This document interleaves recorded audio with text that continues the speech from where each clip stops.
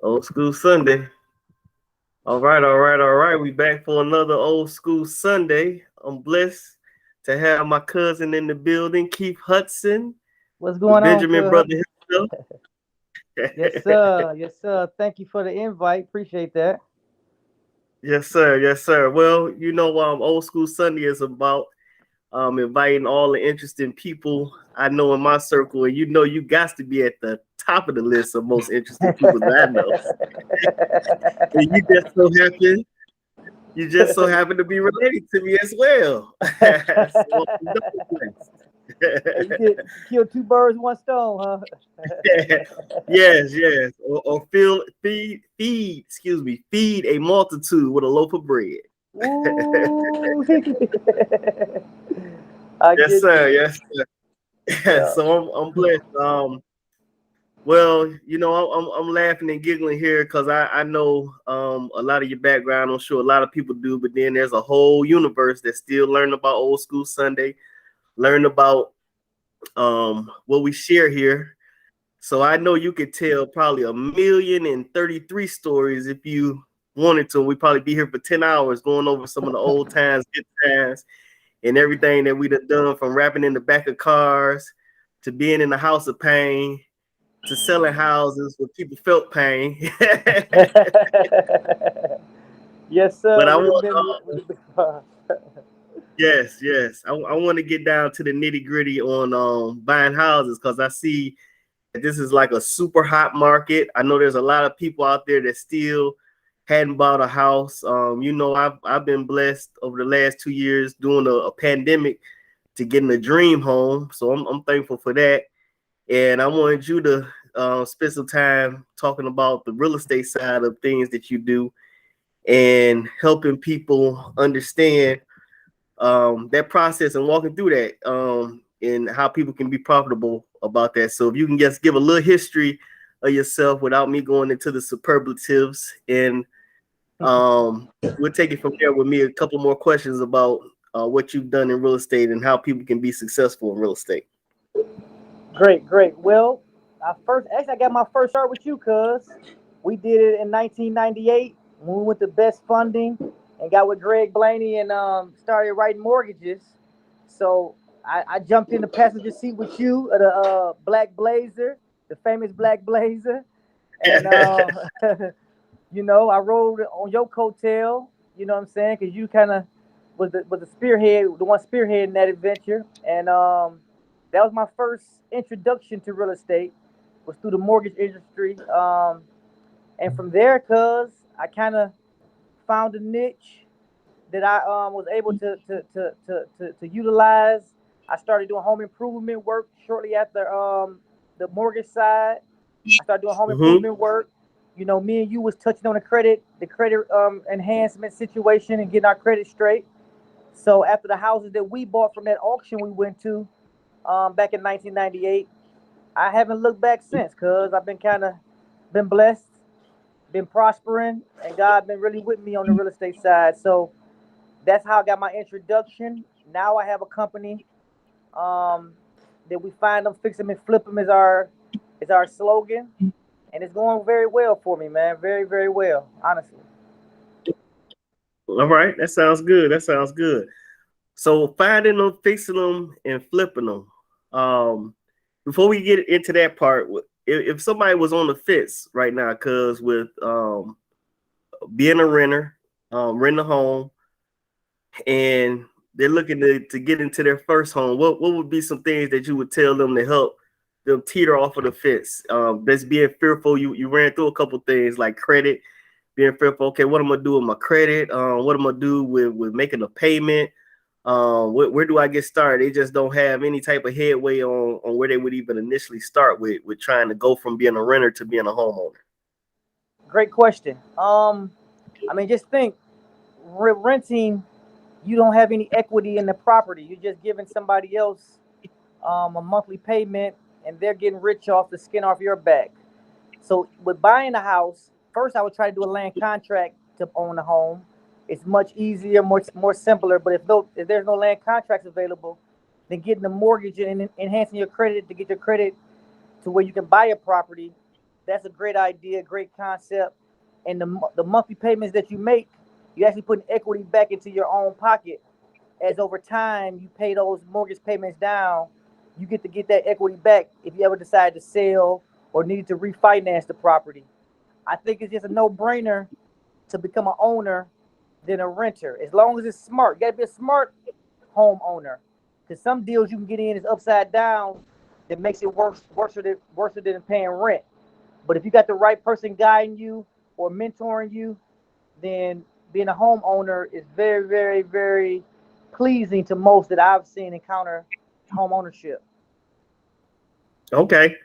I like that, and I understand what you're talking about when you say a land contract and trying to access one. How would one person just unpacking land contract? How would they access the land contract, and how would they initiate that? Would you suggest they initiate that with the person that they're renting from, or where do I go out and find? Hey, this is a land contract deal, and how does this benefit me as a land contract deal? Well, the low hanging fruit, yes. If you're a renter already, you probably already got a established relationship with the homeowner. So you say, hey, are you Okay. interested in selling this property? They probably would say yes, no, maybe. And if so, say, look, I know I've been paying $1,000 a month rent, but how about me come up with 5,000 cash to start this land contract, and let me make that same monthly payment $1,000 a month for X amount of months to be able to purchase this property. That's one way of doing it. Or going out trying to find anybody that's interested in doing a land contract. Right now they're calling it owner financing. It's different terms for land contract. And the owner financing meaning that the owner will finance you and play the bank, meaning that they will give you the same property that the bank would give to you, but without your credit. It's called owner financing. So you could actually get into those type of deals also and say, look, I got a lump sum of money. The lump sum of money is the attraction. When you tell somebody you're gonna give them a lump sum of money versus $1,000 a month that you paying anyway for rent, they don't seem to buckle with the regular down payment of 1,000 a month. But if you tell them give them 5 or 10 down, one lump sum, I might sell now. That's attractive to a home, a person that want to sell their property. So give them a lump sum, offer them a lump sum of money to get into a land contract or do owner's financing for you, and then a comfortable down payment. The larger the down payment that you pay, the less you can offer them on paying the rent every month or the mortgage payment every month. So say right now you're paying $1,000 a month in rent, and you went to your landlord and said, "Look, if I gave you $10,000 down and $650 a month for X amount of months, then my credit would be good enough to purchase the rest of the money for the balloon payment at the end of 5 years, 3 years, or however the term you want to set."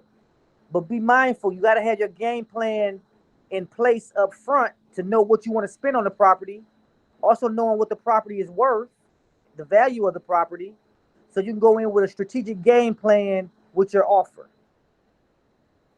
Okay, that sounds good. Now, again, I'm just trying to put myself in the mind of a renter still, and what some of those intrepidations are. A lot of people, and I may find myself being one of these people, like when it comes to maintenance, even though, as you said, we got into some home improvement stuff together, and I can look right there and to see you working and feel how I was looking, I say, cuz you can have this part of the business. I'm not that, even though I have the abilities, I'm not that home improvement guy. I say, no, you know what? I would rather pay somebody to do that for me. So again, with them finding that contract, the person may be renting and saying, hold on, man, he said a lot. I'm gonna hit rewind on Old School Sunday, but Keith still went through a whole lot there. Would you suggest, or is it better to have a realtor, like you said, a mentor, walk you through some of that technology or information that you can share, where you have a renter that's doing the negotiating for you, or excuse me, a realtor is doing the negotiation for you? You're talking to the homeowner and saying, hey, this is what your interest is. This is the type of money that you want to put down. I've been paying this. I've been paying for the last year or two. This is what's going to be best for us to move forward in me being successful in the house, or again, is this something that a person can just go online and find their own land contract, do their homework, go into Zillow, finding out how much that home is worth that they rent from, and saying, hey, I can buy it at this, and this is the amount of money that I'm going to put down. Will a realtor do that, or how do you secure a mentor that'll walk you through that? Well, first of all, if you need mentoring, I'm definitely available. I do Zoom calls every Monday and Thursday, 7 p.m. Eastern Standard Time. So if you want to log on to my Zoom call, it's wealthyplace.biz. You put that into your search engine, and it'll pull you right into our Zoom calls.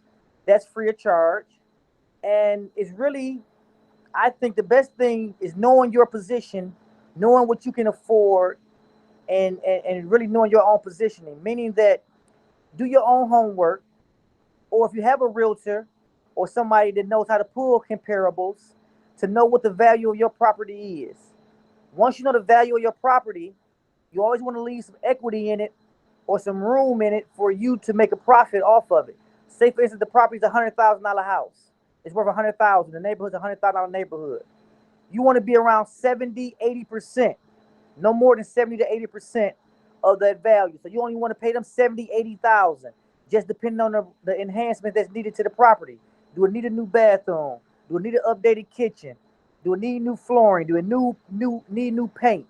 Whatever the situation is, all those things you deduct from the sales price. So if it need a new kitchen, I have forms that say, okay, is it a small, medium, or large kitchen? Is it a $3,000 for a small kitchen, $5,000 for a medium-sized kitchen, $10,000 for a large kitchen? You deduct what it's going to be for that kitchen and that bathroom or what have you, and then you take that off the sales price. Because yes, you froze at the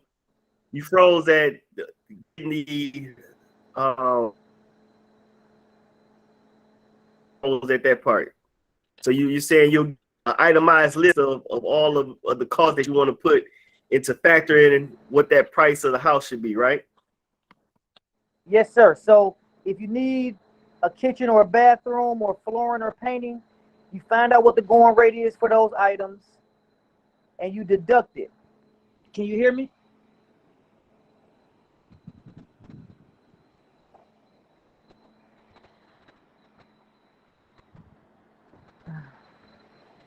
Can you hear me, cuz? Okay, I have you loud and clear now. All right, let me get my let me get a little bit more internet in here, see if I can get you right. I said you kind of deduct your repair cost from what the property is worth. If you feel the property is worth $100,000 and you think you may need $25,000 worth of repairs, then you'll deduct that from the sales price, and you'll try to negotiate that with the homeowner on what you want to pay for the property. Do you get that? You understand that part? Okay. Yes. Okay. So after you do that, now you gotta figure out how much do I have to put down in this property? How much can I save? Okay, how much can I accumulate in one lump sum? Is it my tax money? Is it a profit sharing I got from work? Or rather me putting up $200-300 a month, being able to save up enough money for a deposit. So once you get that deposit up, the more you get, the better it looks to the homeowner who want to sell the property. They usually typically want to around 20% of the value of the property. So if it's a $100,000 house, you want to offer them $75,000 because it needs repairs, $25,000 over repairs. You want to have 20%. 20% of $75,000 is $15,000. $15,000 is a nice amount to have down for a down payment. I got $15,000 down. That takes that $75,000 property instantly to $60,000. Then you divide what your monthly payment is going to be every month. That's how you that's how you factor in what you want to pay them every month over how much time you want to pay them. 3 years, 5 years, 10 years, whatever the terms are. You get my point? Yes, that makes a lot of sense. And Old School Sunday family again. He says, and that's on what, Monday and Thursday. He has a free Zoom, wealthyplace.biz. You can visit the free Zoom. And if you're that type of person that wants to do it yourself, again, that's what Old School Sunday is about. Finding out information that you may not know about, making yourself better. So there's that opportunity where you can go online and have some of that information shared with you, and also get the knowledge that you need to move from being a renter to a homeowner. So I appreciate you sharing that with everybody there. How do you look at the market right now? As far as real estate, is it a buyer seller's market? I hear people talking about that, and we know, on the buyer side, the buyer has the advantage with buying the houses. It's a surplus of houses out there, so the buyer has the advantage. Or is it a seller's market? You don't have as many houses, so everybody is looking to receive that top dollar because you don't have that market out there. What kind of market would you call it right now? It's a seller's market right now. I believe it's 1.2 million buyers and only 600,000 houses on the market right now. So it's a 2-to-1 ratio right now, and it goes to the actual seller. So right now it's a seller's market. The market is doing well right now. They say it's slowing down because of interest rates, but right now it's still a seller's market. There's not enough inventory on the market versus how many buyers there are. Okay, that makes sense. So, knowing that, how would you position yourself, or how do you feel homeowners are? Because it feels like rents are going up more and more. Yeah. I saw some type of a news article about Atlanta trying to shut down the Airbnb business. Is that something that you ventured off into, where they're saying like, hey, we don't have enough houses for people that want to become homeowners? So it seems like they're having trouble becoming homeowners. And I think Atlanta's law, I was just talking to a partner in Atlanta last week, and they say that you can only buy 2 houses tops as an investor. I think they're trying to bring it down to just 2 houses. Last I remember in Michigan, as an investor without a license, you can have 7 houses. Right, or am I wrong on that? Has it changed? Now, you was correct. That's what the old law was.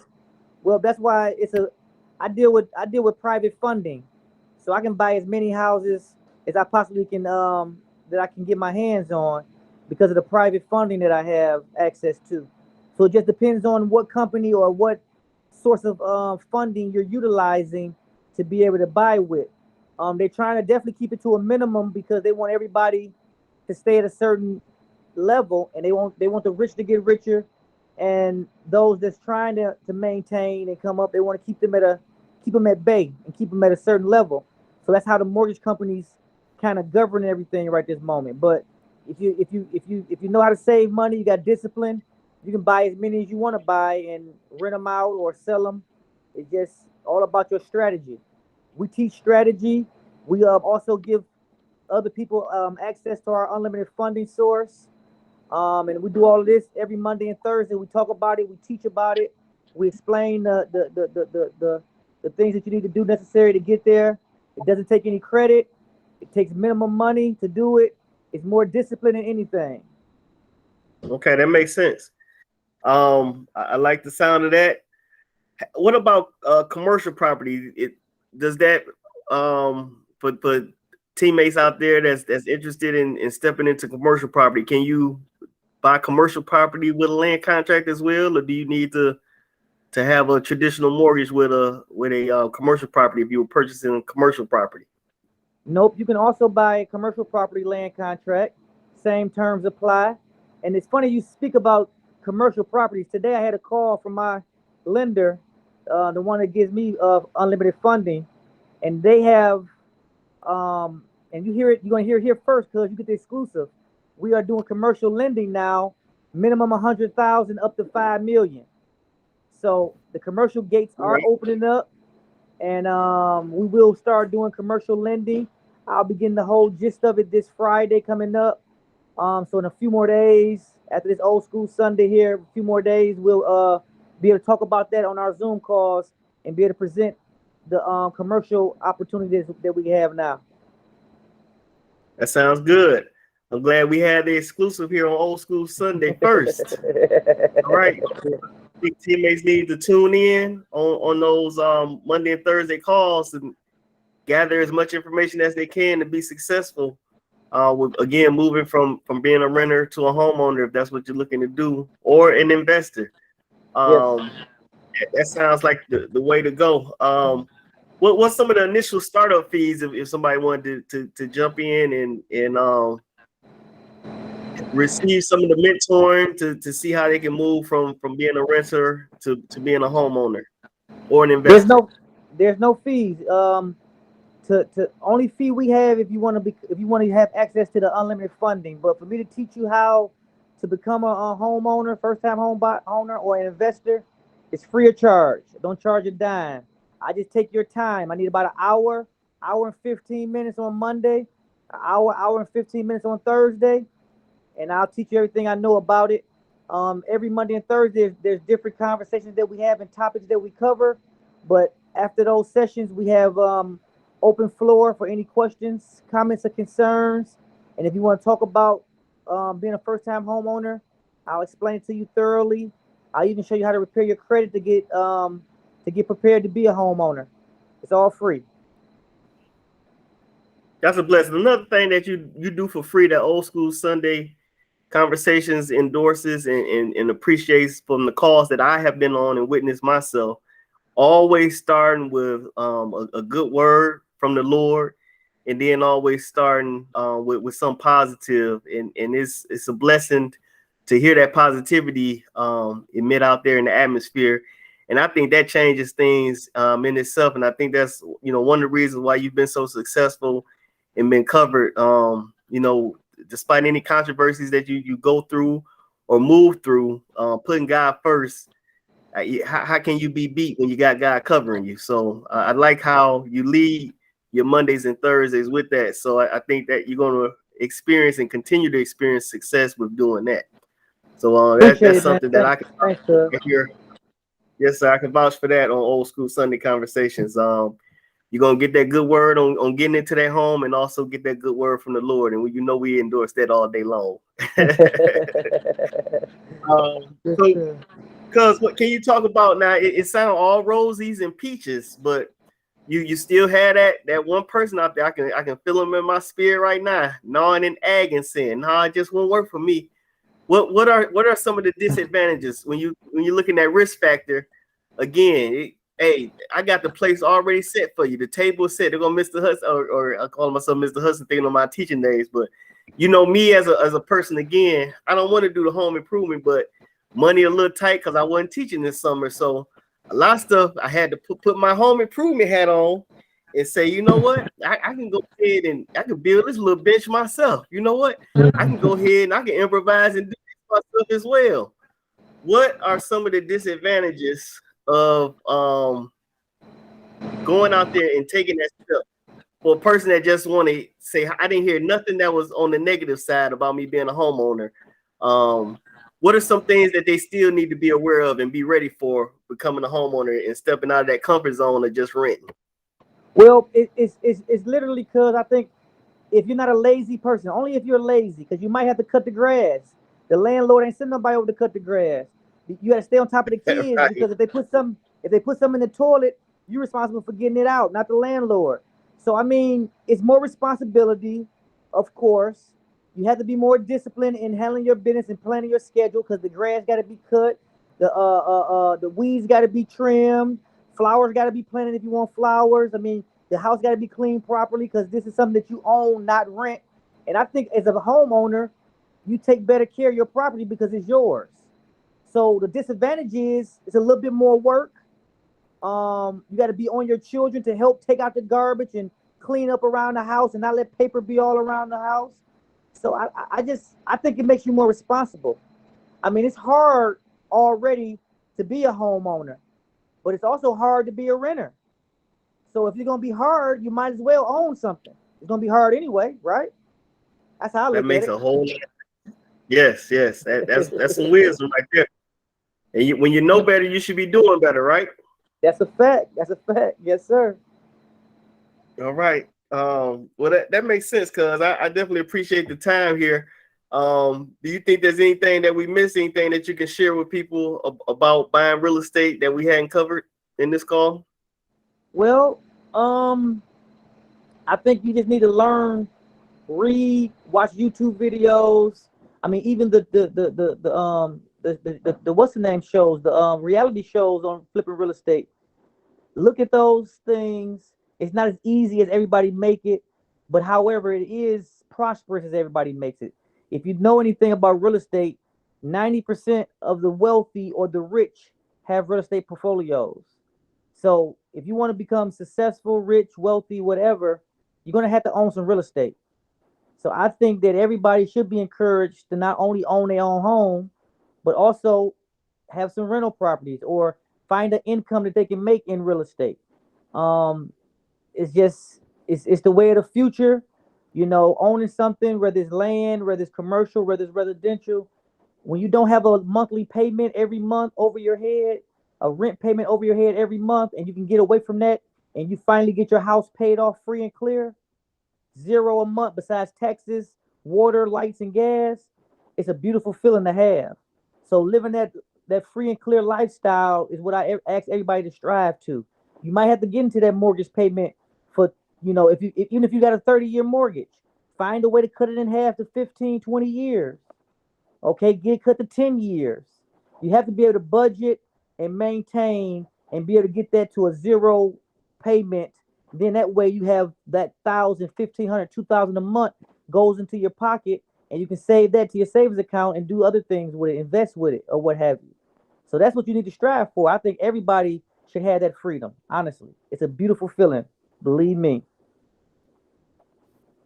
Yeah, man, that sounds good. That sounds good. I definitely appreciate you sharing that again. Where do you see the real estate market in the next 5 years?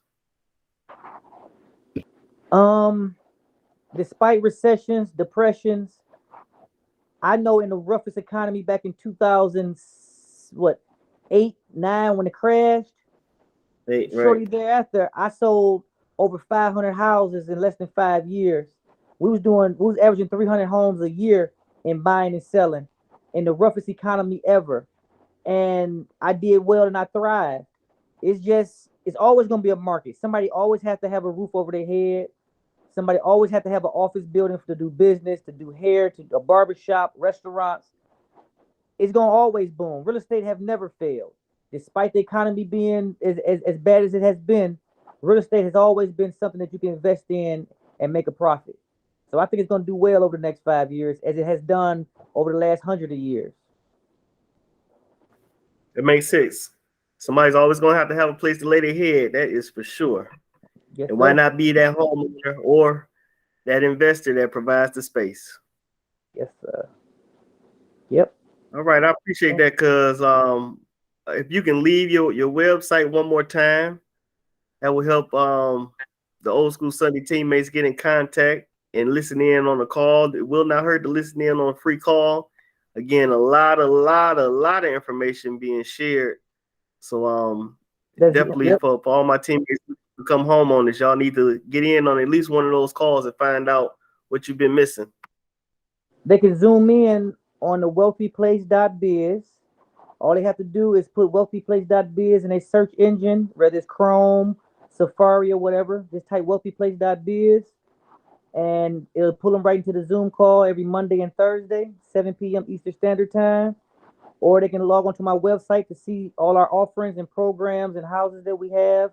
That's www.bbrosrealty.com. Or they can contact the office and get in touch with us at area code 331-248-7120. All right, that sounds good. And what time is that on Monday and Thursday, so they know the time?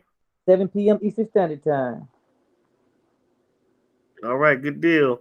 Well, cuz I appreciate you blessing us again. I'm gonna have you back on the old school Sunday conversations anytime we have some breaking real estate news. Yes, sir. Or if you have a new product you want to get out there, please come on and share with us. But I thank you for your time. It's definitely been a blessing being able to talk to you. Wishing you more and more success as you keep growing and keep going. I thank you, Big Cuz, for just turning me on to the real estate game. I really appreciate you and all the efforts that you put behind me and the push you gave me many years ago.